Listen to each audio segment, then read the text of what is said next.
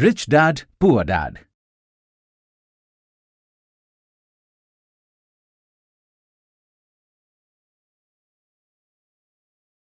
बीस साल, 20/20 दूरदर्शिता। आज से 20 साल पहले बीटल्स ने 1 जून 1967 को sergeant papers lonely hearts club band album release किया। यह तुरंत सफल हो गया, वाणिज्यिक और आलोचनात्मक सफलता के शिखर पर पहुंच गया। यह एल्बम इंग्लैंड में एल्बम चार्ट के शिखर पर 27 सप्ताह रहा और अमेरिका में 15 सप्ताह तक नंबर 1 रहा। टाइम मैगजीन ने सार्जेंट पेपर्स को संगीत की प्रगति में एक ऐतिहासिक मोड़ कहा था। इसने 1968 में 4 ग्रैमी अवार्ड्स जीते, साथ ही एल्बम ऑफ द ईयर भी जीता। यह सम्मान पाने वाला यह पहला रॉक एल्बम था।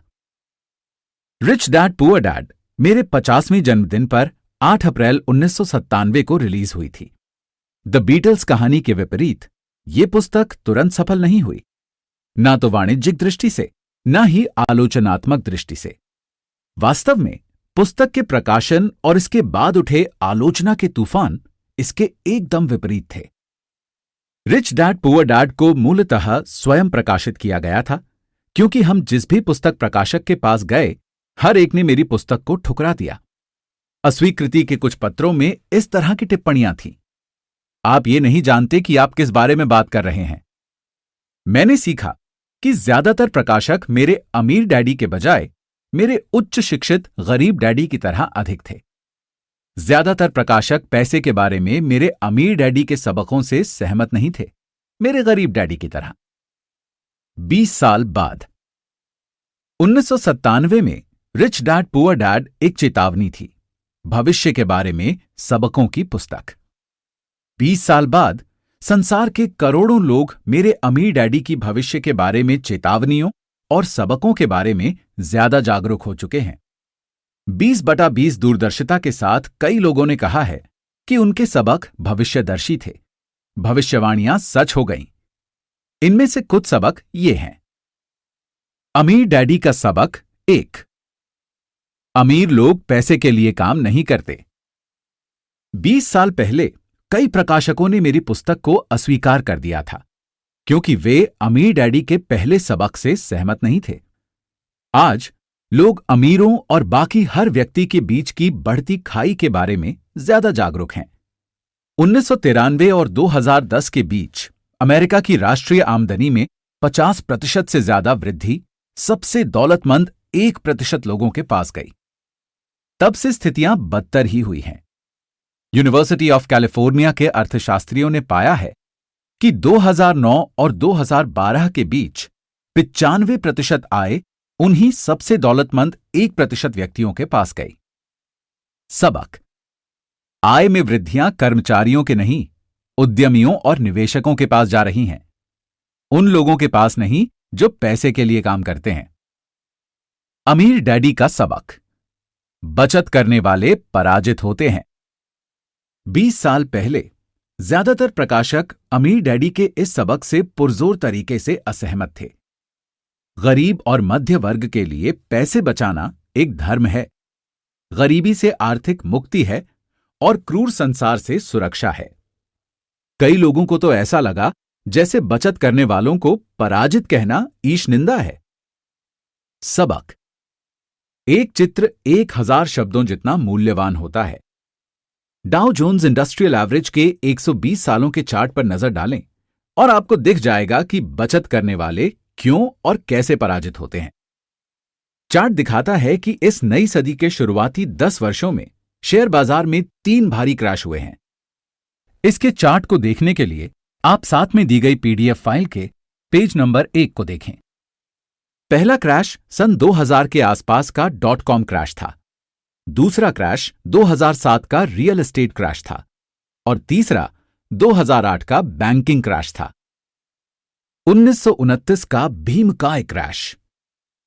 जब आप 1929 के भीमकाय क्रैश की तुलना 21वीं सदी के पहले 3 क्रैशों से करते हैं तो आपको यह समझ आता है कि इस सदी के पहले 3 क्रैश सचमुच कितने भीमकाय थे।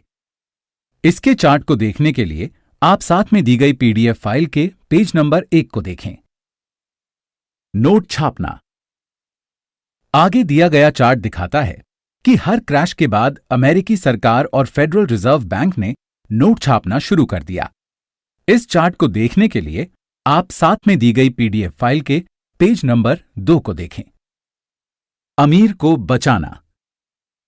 2000 से 2016 के बीच अर्थव्यवस्था को बचाने के नाम पर पूरे संसार के बैंक ब्याज दरों में कटौती करते रहे और नोट छापते रहे। हालांकि हमारे लीडर हमें यह विश्वास दिलाना चाहते थे कि वे संसार को बचा रहे थे, लेकिन सच्चाई तो यह थी कि अमीर लोग खुद को बचा रहे थे और गरीब तथा मध्यवर्गीय लोगों को बस के नीचे फेंक रहे थे। आज कई देशों में ब्याज दर 0 से भी कम है, इसीलिए बचत करने वाले पराजित होते हैं। आज सबसे ज्यादा पराजित लोग गरीब और मध्यवर्गीय हैं, जो पैसे के लिए काम करते हैं और पैसे बचाते हैं। अमीर डैडी का सबक। आपका मकान संपत्ति नहीं है। 20 साल पहले 1997 में मुझे अस्वीकृति की पर्ची भेजने वाले हर प्रकाशक ने अमीर डैडी के इस सबक की आलोचना की कि आपका मकान संपत्ति नहीं है। 10 साल बाद 2007 में जब सब प्राइम कर्जदारों ने अपने सब प्राइम मॉर्गेज की किस्त चुकाना बंद कर दी, तो संसार का रियल एस्टेट बुलबुला फूट गया और करोड़ों मकान मालिकों को इस सबक की सच्चाई कठोर तरीके से पता चली। उनका मकान सचमुच संपत्ति नहीं था। असली समस्या। ज्यादातर लोग ये नहीं जानते कि रियल एस्टेट क्रैश वास्तव में रियल एस्टेट क्रैश नहीं था। रियल एस्टेट क्रैश गरीब लोगों की वजह से नहीं हुआ था, ये तो अमीरों की वजह से हुआ था। अमीरों ने वित्तीय जुगाड़ करके डेरिवेटिव्स नामक प्रोडक्ट बनाए, जिन्हें वॉरेन बफे ने सामूहिक वित्तीय विनाश के हथियार कहा है। जब सामूहिक विनाश के इन वित्तीय हथियारों में विस्फोट हुआ, तो रियल एस्टेट मार्केट क्रैश हो गया और दोष गरीब सब प्राइम कर्ज लेने वालों पर मढ़ा गया। 2007 में वित्तीय डेरिवेटिव्स में लगभग $700 ट्रिलियन थे। आज यह अनुमान लगाया जाता है कि वित्तीय डेरिवेटिव्स में 1.2 क्वाड्रिलियन डॉलर हैं। दूसरे शब्दों में, असली समस्या कम नहीं हुई है, बल्कि ज्यादा बढ़ गई है।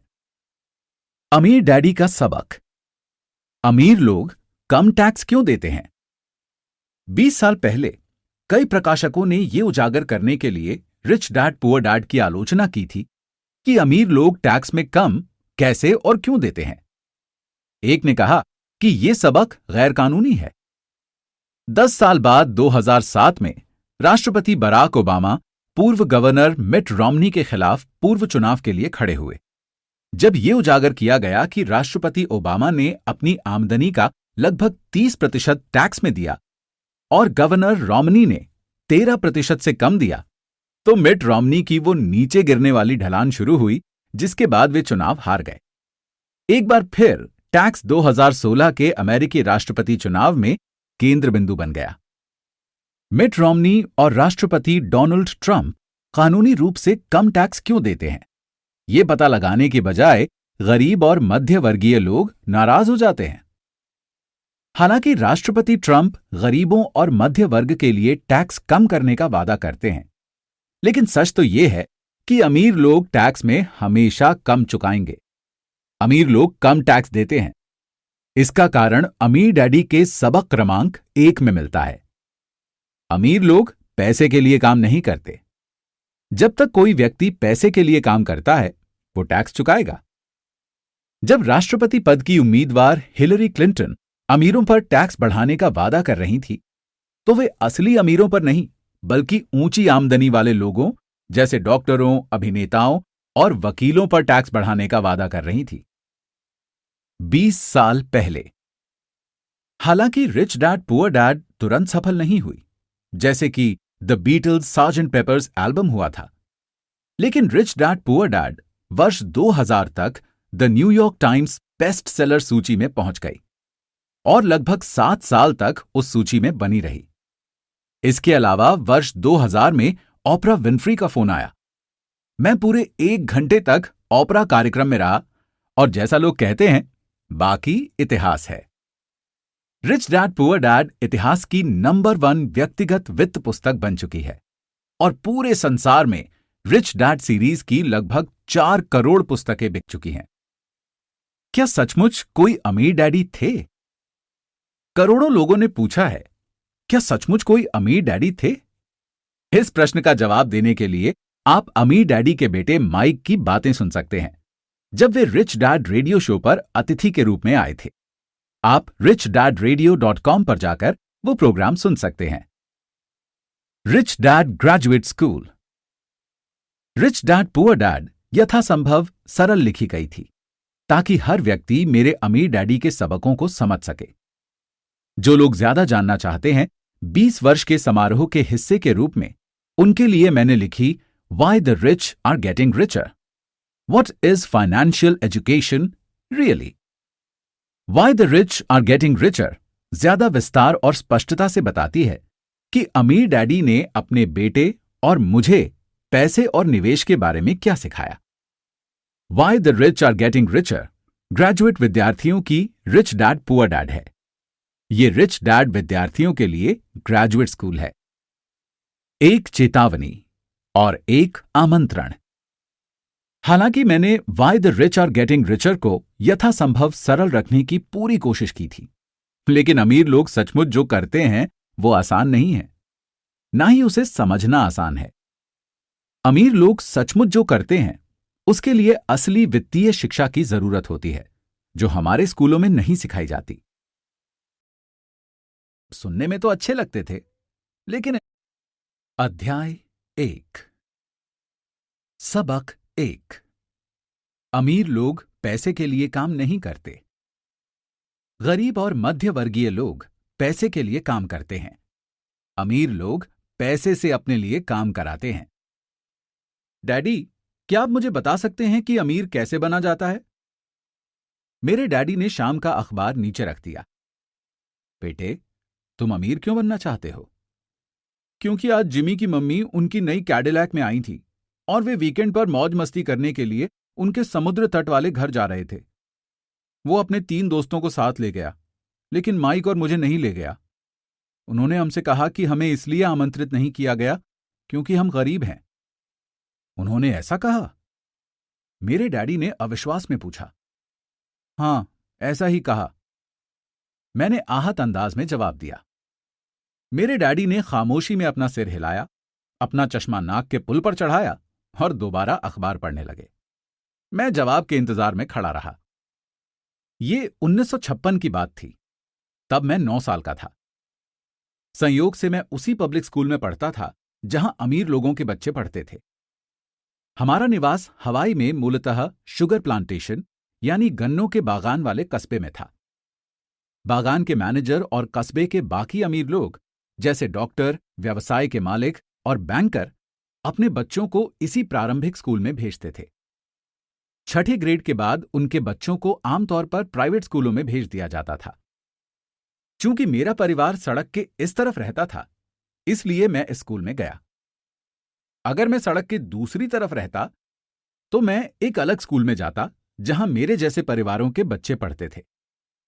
6ठी ग्रेड के बाद मुझे इन्हीं बच्चों के साथ सरकारी इंटरमीडिएट और हाई स्कूल जाना था। उनके या मेरे लिए कोई प्राइवेट स्कूल नहीं था। मेरे डैडी ने आखिरकार अखबार नीचे रख दिया। मैं जानता था कि वे सोच विचार कर रहे थे। देखो बेटे, उन्होंने धीरे धीरे शुरू किया, अगर तुम अमीर बनना चाहते हो तो तुम्हें पैसे बनाना सीखना होगा। मैंने पूछा, मैं पैसे कैसे बनाऊं? उन्होंने मुस्कुराते हुए कहा, देखो बेटा, अपने दिमाग का इस्तेमाल करो। तब भी मैं उनका असली मतलब समझ गया था। मैं तुम्हें इतना ही बताने वाला हूं, या मुझे जवाब नहीं मालूम, इसलिए खामख्वाह शर्मिंदा मत करो। एक साझेदारी बन जाती है। अगली सुबह मैंने अपने सबसे अच्छे मित्र माइक को बताया कि मेरे डैडी ने क्या कहा था। जहां तक मैं जानता था, सिर्फ माइक और मैं ही उस स्कूल में पढ़ने वाले गरीब बच्चे थे। माइक भी संयोग से ही इस स्कूल में पढ़ रहा था। किसी ने कस्बे में स्कूलों की एक विभाजक रेखा खींच दी थी और इसी वजह से हम अमीर बच्चों वाले स्कूल में आ गए थे। वैसे हम वाकई गरीब नहीं थे। लेकिन हमें गरीबी का एहसास होता था, क्योंकि बाकी सभी लड़कों के पास बेसबॉल के नए दस्ताने, नई साइकिलें, हर नई चीज होती थी। मम्मी डैडी हमें रोटी, कपड़ा और मकान जैसी सभी बुनियादी चीजें मुहैया कराते थे, लेकिन बस इतना ही। मेरे डैडी कहा करते थे, अगर तुम कोई चीज चाहते हो तो उसके लिए काम करो। हम चीजें तो बहुत सारी चाहते थे, लेकिन 9 साल के लड़कों के लिए ज्यादा काम उपलब्ध नहीं था। माइक ने पूछा, तो पैसे बनाने के लिए हम क्या करें? मैं नहीं जानता, मैंने कहा, लेकिन क्या तुम मेरे साझेदार बनोगे? वो मान गया और शनिवार की उस सुबह माइक मेरा पहला कारोबारी साझेदार बन गया। हम सुबह से लेकर दोपहर तक सोचते रहे कि पैसा कैसे बनाया जाए। कभी कभार हम उन अमीर बच्चों के बारे में बातें करने लगते थे जो जिमी के समुद्र तट वाले घर पर मजे कर रहे होंगे। इससे दिल थोड़ा दुखता था, लेकिन वो दर्द अच्छा था, क्योंकि इसने हमें पैसे बनाने का तरीका सोचते रहने के लिए प्रेरित किया। आखिरकार दोपहर को अचानक हमारे दिमाग में बिजली कौंधी। ये एक ऐसा विचार था जो माइक को विज्ञान की एक पुस्तक में मिला था जिसे उसने पढ़ा था। रोमांचित होकर हमने हाथ मिलाए और अब हमारी साझेदारी के पास एक कारोबार आ गया था। अगले कई सप्ताह माइक और मैं आसपास के इलाके में इधर उधर दौड़ते रहे, दरवाजे खटखटाते रहे और पड़ोसियों से पूछते रहे कि क्या वे अपने इस्तेमाल किए हुए टूथपेस्ट ट्यूब हमारे लिए रख सकते हैं। हैरानी के भाव के साथ ज्यादातर वयस्कों ने मुस्कुराते हुए हां कर दी। कुछ ने हमसे पूछा कि हम उनका क्या करेंगे। इसके जवाब में हमने कहा, हम आपको नहीं बता सकते, ये एक कारोबारी रहस्य है। जैसे जैसे सप्ताह गुजर रहे थे, मेरी मम्मी का कष्ट बढ़ता जा रहा था। अपने कच्चे माल को इकट्ठा करने के लिए हमने जो जगह चुनी थी वो उनकी वॉशिंग मशीन के पास थी। ये एक भूरा कार्डबोर्ड बॉक्स था जिसमें कभी केचप की बोतलें रखी जाती थी। अब उसमें टूथपेस्ट ट्यूब्स का हमारा छोटा सा ढेर बढ़ने लगा। आखिरकार मेरी मम्मी के सब्र का बांध टूट गया। पड़ोसियों की गंदी, मुड़ी तुड़ी, इस्तेमाल हो चुकी टूथपेस्ट ट्यूब्स को देख देखकर उनका दिमाग खराब हो गया था। उन्होंने पूछा, तुम लोग क्या कर रहे हो? और मैं ये दोबारा नहीं सुनना चाहती कि ये एक कारोबारी रहस्य है। इस कचरे को साफ करो, वरना मैं इसे बाहर फेंक दूंगी। माइक और मैंने हाथ पैर जोड़कर उनसे मोहलत मांगी। हमने उन्हें बताया कि हमारे पास जल्द ही पर्याप्त ट्यूब्स हो जाएंगी और फिर हम उत्पादन शुरू कर देंगे। हमने उन्हें जानकारी दी कि हम 2-3 पड़ोसियों का इंतजार कर रहे हैं जिनकी टूथपेस्ट ट्यूब्स खत्म होने वाली थी और हमें मिलने वाली थीं। मम्मी ने हमें 1 सप्ताह की मोहलत दे दी। उत्पादन शुरू करने की तारीख योजना से ज्यादा जल्दी आ गई थी और दबाव बढ़ गया था। मेरी पहली साझेदारी पर खतरा मंडरा रहा था, क्योंकि मेरी खुद की मम्मी ने जगह खाली करने का नोटिस थमा दिया था। यह माइक का काम था कि वो पड़ोसियों से टूथपेस्ट जल्दी खत्म करने को कहे। साथ में वो उनसे यह भी कहता था कि उनके दांतों के डॉक्टर का भी यही कहना था कि उन्हें दिन में ज्यादा बार ब्रश करना चाहिए। मैं उत्पादन की प्रक्रिया को ठीक ठाक करने में जुट गया। एक दिन मेरे डैडी एक दोस्त के साथ घर आए। उन्होंने देखा कि 9 साल के 2 लड़के पोर्च में पूरी गति से उत्पादन करने में जुटे हैं। हर कहीं बारीक सफेद चूरा फैला हुआ था। एक लंबी टेबल पर स्कूल के दूध के छोटे कार्टन थे और हमारे परिवार का हिबाची ग्रिल लाल सुर्ख कोयलों के साथ अधिकतम गर्मी पर दहक रहा था। डैडी सावधानी से चलकर आए। उन्हें पोर्च के शुरू में ही कार खड़ी करनी पड़ी, क्योंकि उत्पादन की प्रक्रिया कार की जगह तक पहुंचने में बाधा डाल रही थी। जब वे और उनके दोस्त करीब आए तो उन्होंने देखा कि स्टील का एक बर्तन कोयलों के ऊपर रखा था जिसमें टूथपेस्ट ट्यूब्स पिघल रही थी। उस जमाने में टूथपेस्ट प्लास्टिक की ट्यूब्स में नहीं आते थे। ट्यूब्स शीशे से बनती थीं। इसलिए पेंट के जल जाने पर हम ट्यूब्स को स्टील के छोटे बर्तन में डाल देते थे। वे पिघलने लगती थीं और द्रव बन जाती थीं। इस पिघले हुए शीशे को हम दूध के कार्टन में बने एक छोटे छेद के अंदर डाल रहे थे। दूध के कार्टन्स में प्लास्टर ऑफ पेरिस भरा था। हर तरफ फैला सफेद चूरा और कुछ नहीं, प्लास्टर ऑफ पेरिस ही था। जल्दबाजी में उसके बैग में मेरी लात पड़ गई थी।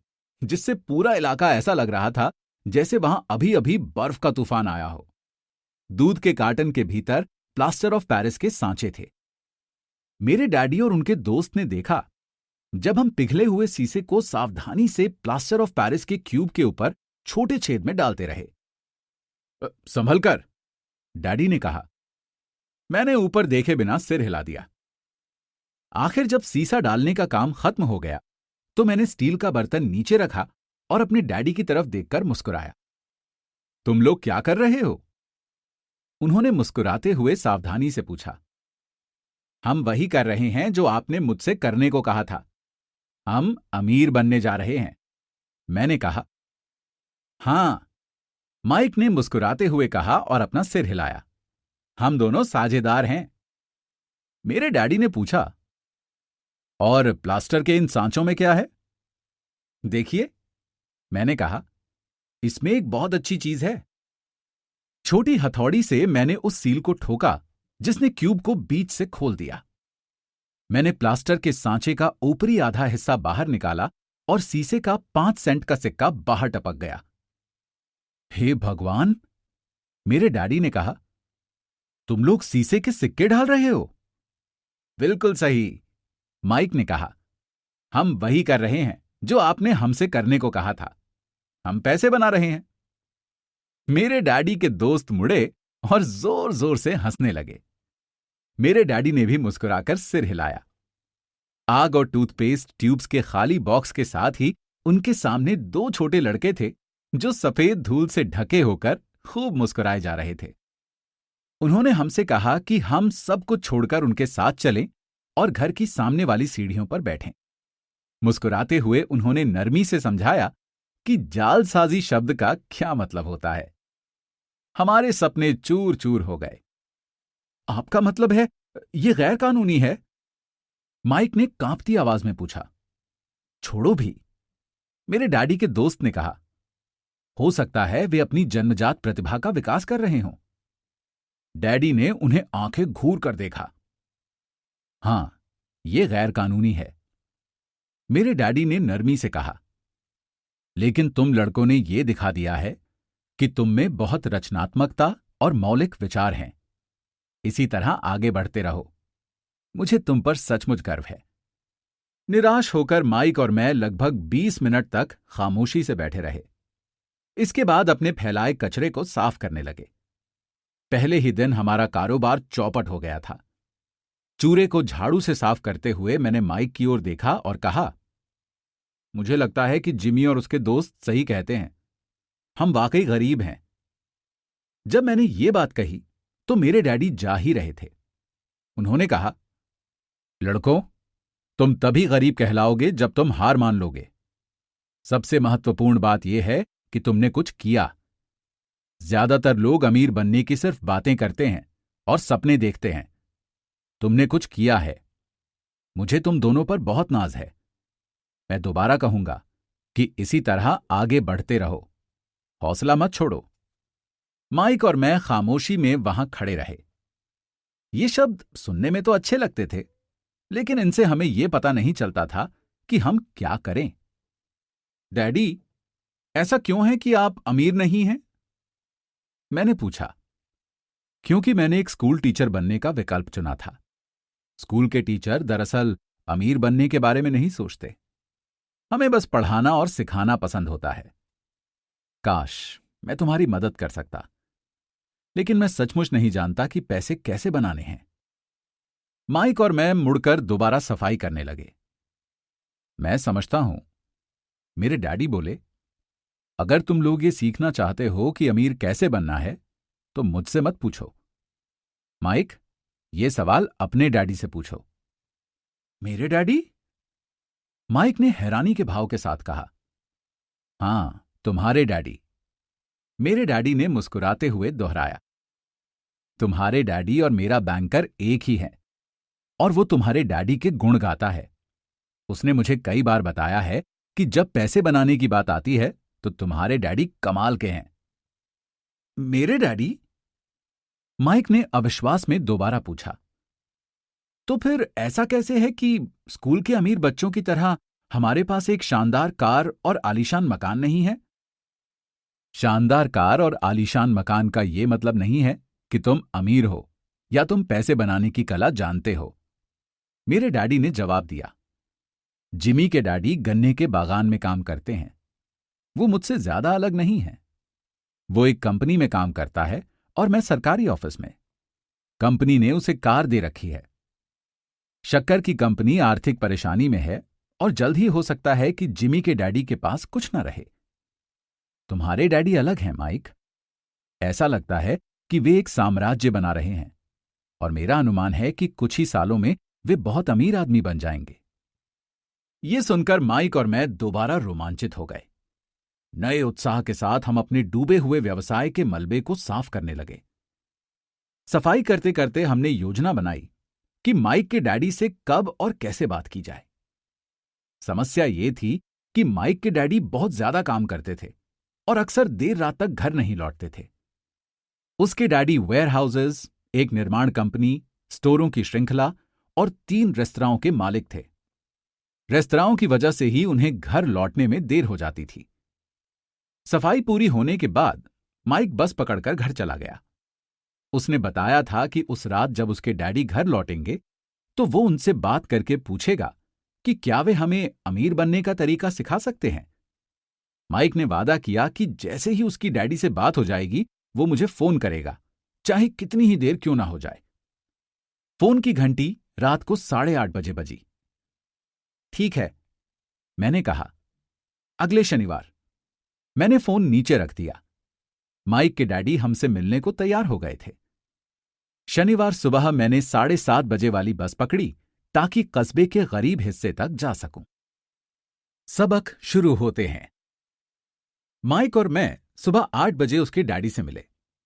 वे पहले से ही व्यस्त थे और 1 घंटे से अधिक समय से काम में लगे थे।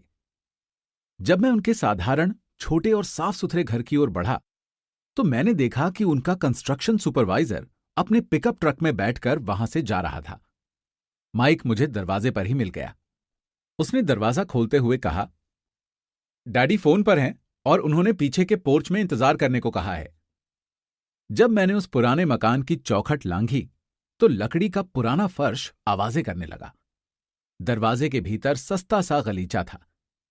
गलीचा वहां इसलिए बिछाया गया था ताकि फर्श पर पड़े अनगिनत कदमों के निशानों को छिपाया जा सके। हालांकि गलीचा साफ था, लेकिन इसे बदलने की जरूरत थी। जब मैं संकरे लिविंग रूम में दाखिल हुआ तो मेरा दम घुटने लगा। ये पुरानी बदबू वाले फर्नीचर से भरा था, जिसे निश्चित रूप से संग्रहालय में रखा जाना चाहिए था। सोफे पर 2 महिलाएं बैठी थीं, जिनकी उम्र मेरी मां से थोड़ी ज्यादा होगी। महिलाओं के सामने एक आदमी कामकाजी पोशाक में बैठा था। वो खाकी स्लैक्स और खाकी शर्ट पहने था। इन पर अच्छी प्रेस तो थी, लेकिन स्टार्च नहीं था। वो चमचमाते कामकाजी जूते भी पहने था। उसकी उम्र मेरे डैडी से लगभग 10 साल ज्यादा होगी। जब माइक और मैं उसके पास से निकलकर पिछले पोर्च की ओर गए तो वो मुस्कुराया। मैं भी संकोची अंदाज में मुस्कुरा दिया। ये लोग कौन हैं? मैंने पूछा। ओह, वे मेरे डैडी के कर्मचारी हैं। ये आदमी उनके वेयरहाउसेस संभालता है और महिलाएं रेस्तराओं की मैनेजर हैं। आते समय तुमने उस निर्माण सुपरवाइजर को तो देख ही लिया होगा, जो यहां से 50 मील दूर एक सड़क परियोजना पर काम कर रहा है। उनका दूसरा सुपरवाइजर भी है जो बहुत से मकान बना रहा है, लेकिन वो तुम्हारे यहां आने से पहले ही जा चुका था। क्या ऐसा हमेशा ही होता है? मैंने पूछा। हमेशा तो नहीं, लेकिन अक्सर होता है, माइक ने मुस्कुराते हुए कहा, जब उसने मेरे बगल में बैठने के लिए एक कुर्सी खींची। माइक बोला, मैंने डैडी से पूछा था कि क्या वे हमें पैसा बनाना सिखाएंगे। ओह, और उन्होंने क्या जवाब दिया? मैंने सधा हुआ सवाल किया।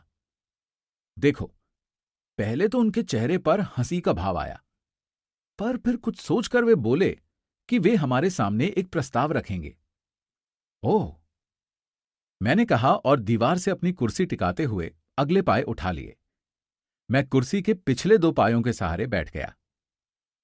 माइक ने भी ऐसा ही किया। मैंने पूछा, क्या तुम जानते हो कि वे क्या प्रस्ताव रखने वाले हैं? नहीं, लेकिन हमें जल्दी ही पता चल जाएगा। अचानक माइक के डैडी जर्जर पुराने दरवाजे से होकर पोर्च में दाखिल हुए। माइक और मैं उछलकर खड़े हो गए, सम्मान के कारण नहीं, बल्कि इसलिए क्योंकि हम चौंक गए थे। तैयार हो लड़कों? उन्होंने पूछा जब उन्होंने हमारे साथ बैठने के लिए एक कुर्सी खींची। हमने अपना सिर हिलाया, फिर हमने अपनी कुर्सियां दीवार से दूर खींची और उन्हें उनके सामने बैठने के लिए सरका लिया। वे लंबे चौड़े थे, लगभग 6 फुट लंबे और 200 पाउंड के। मेरे डैडी ज्यादा लंबे थे, लगभग इतने ही वजन के, और माइक के डैडी से 5 साल ज्यादा बड़े। हालांकि उनकी प्रजाति एक नहीं थी, लेकिन वे लगभग एक से ही दिखते थे। शायद उनमें एक जैसी ऊर्जा थी। माइक कहता है कि तुम पैसे बनाना सीखना चाहते हो।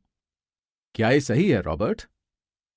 मैंने अपना सिर जल्दी से हिलाया, लेकिन थोड़े डर के साथ। उनके शब्दों और मुस्कान में बहुत शक्ति थी। ठीक है, तो ये रहा मेरा प्रस्ताव।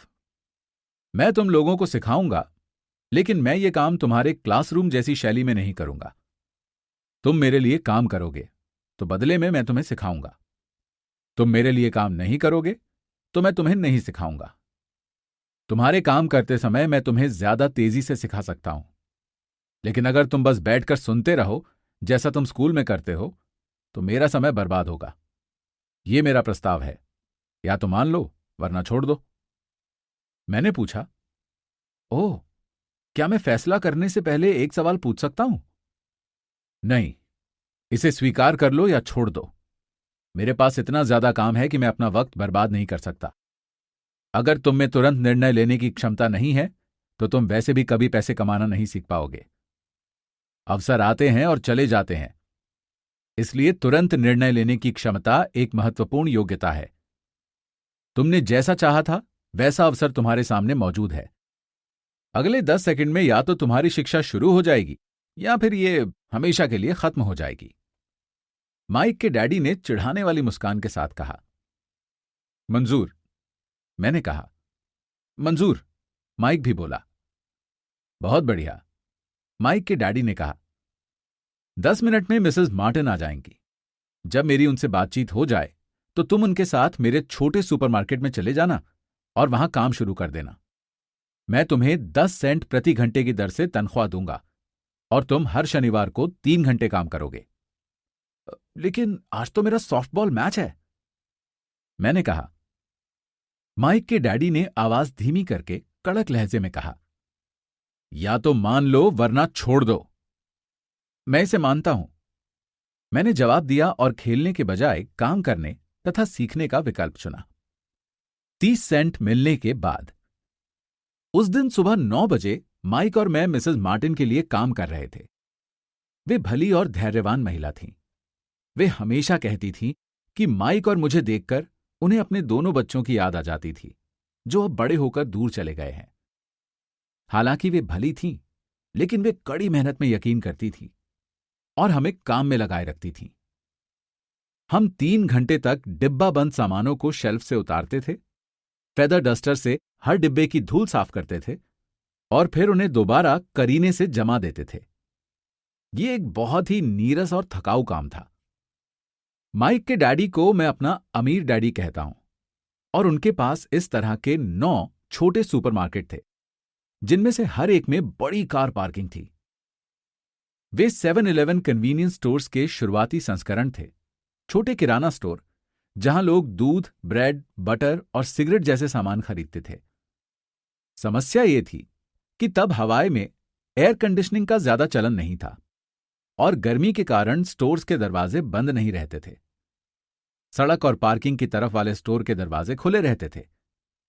जब भी कोई कार पास से गुजरती थी या पार्किंग में आकर खड़ी होती थी तो हर बार धूल का गुबार उठता था और स्टोर में घुसकर डिब्बों पर बैठ जाता था। हम जानते थे कि जब तक एयर कंडीशनिंग नहीं आएगा तब तक हमारे पास नौकरी रहेगी। 3 सप्ताह तक माइक और मैं मिसेस मार्टिन के पास जाते रहे तथा 3 घंटे तक काम करते रहे। दोपहर तक हमारा काम खत्म हो जाता था और वे हमारे हाथ में 3 छोटे सिक्के थमा देती थीं। देखिए, 1950 के दशक के बीच 9 साल की उम्र में भी 30 सेंट कमाने में कोई खास खुशी नहीं होती थी।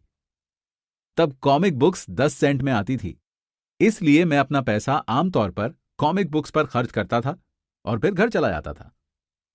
चौथे सप्ताह के बुधवार तक मैं ये काम छोड़ने का मन बना चुका था।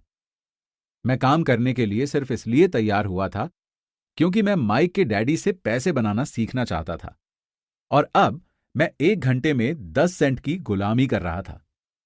उससे भी बढ़कर उस पहले शनिवार के बाद मैंने माइक के डैडी को देखा तक नहीं था। मैं काम छोड़ रहा हूं, मैंने लंच के समय माइक को बताया। स्कूल नीरस था और अब मेरे पास शनिवार भी नहीं थे जिनकी मैं राह देख सकूं, लेकिन ये 30 सेंट थे जिनकी वजह से मेरा दिमाग खराब हो गया था। इस बार माइक मुस्कुराया। तुम किस बात पर हंस रहे हो? मैंने गुस्से और कुंठा में पूछा। डैडी ने कहा था कि ऐसा ही होगा।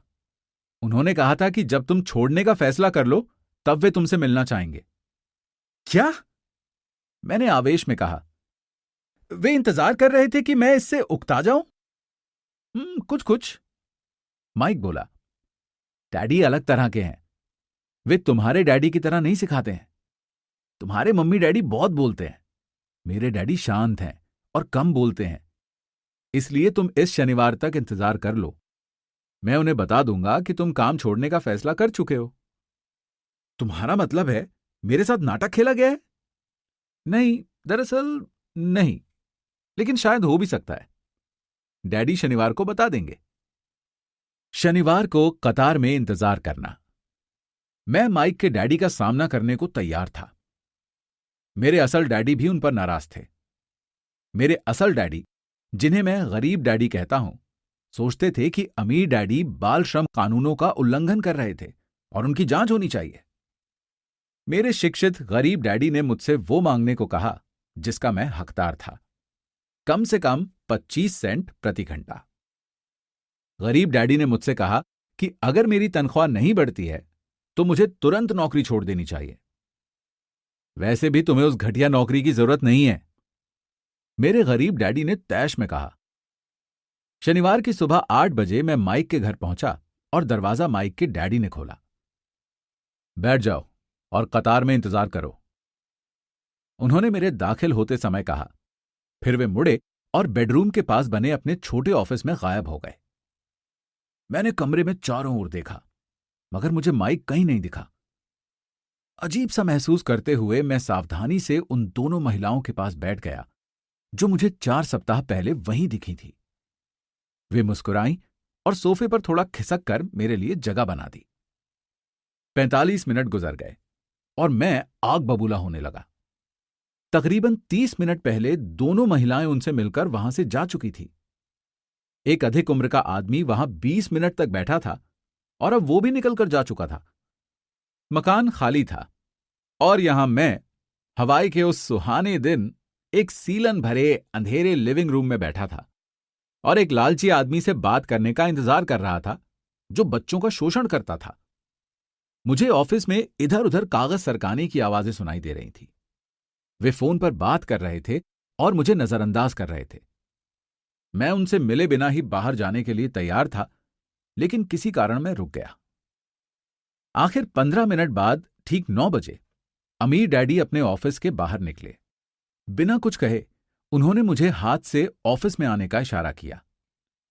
अमीर डैडी ने अपने ऑफिस की कुर्सी को घुमाते हुए कहा, मुझे लगता है कि तुम वेतन बढ़वाना चाहते हो या तुम नौकरी छोड़ने वाले हो।